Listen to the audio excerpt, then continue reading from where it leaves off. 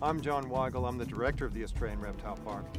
And like everybody at the Reptile Park, my big focus has lately been all about Tasmanian Devils.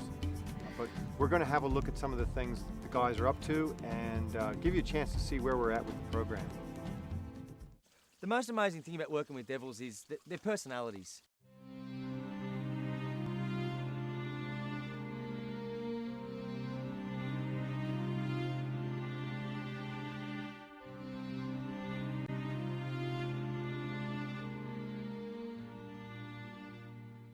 It's believed that as little as 20 years they could be extinct. To go the same way the Tasmanian tiger did almost 100 years ago would be a huge hit to Australia's biodiversity and a huge hit to our culture and our wildlife in general. So about 2003, Reptile Park was involved with talks with the RASPA, which is the Australasian Regional Association of Zoological Parks and Aquaria, and the Tasmanian authorities in the establishment of a captive insurance population of devils, and it was called Project ARC. Now, what it meant was that devils were captured from disease-free areas in Tasmania. And basically our role in that program is to breed these guys up as much as we can in captivity. So they do become extinct in the wild. We have this basically a resource, a captive resource where we can re-release them to the wild, or we can open up new enclosures, or find a possible way in the future to make these guys survive in a natural state. And they're kept safely intact, genetically intact, that reintroduction is possible, and they are extinct in the wild and the disease is gone. We can put them back and they're safe. But at this point in time, we can't allow them just to live on their merry way in the bush because they're dying so quickly of disease, and we do think they'll be extinct. So this is basically our safety net for devils in the future.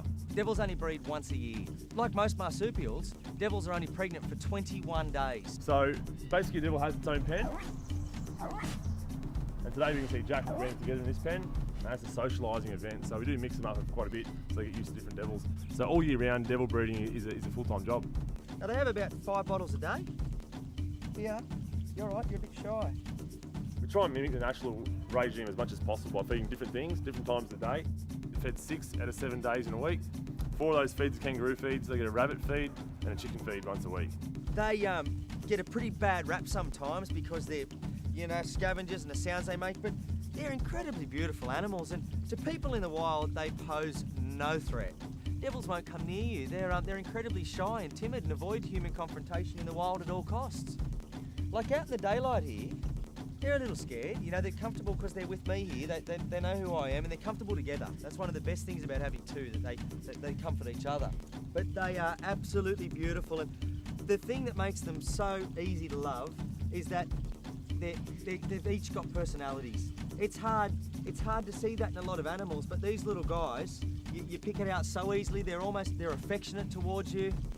Very, very rewarding. This is one of our main breeding boys for next year.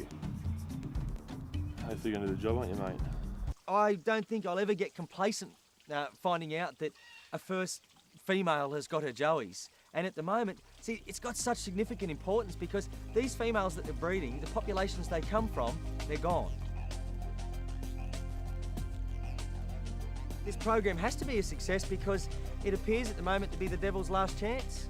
The disease isn't slowing up in the wild, there isn't a sign of a cure, so yeah, it's nice to feel that you're doing something important for these guys.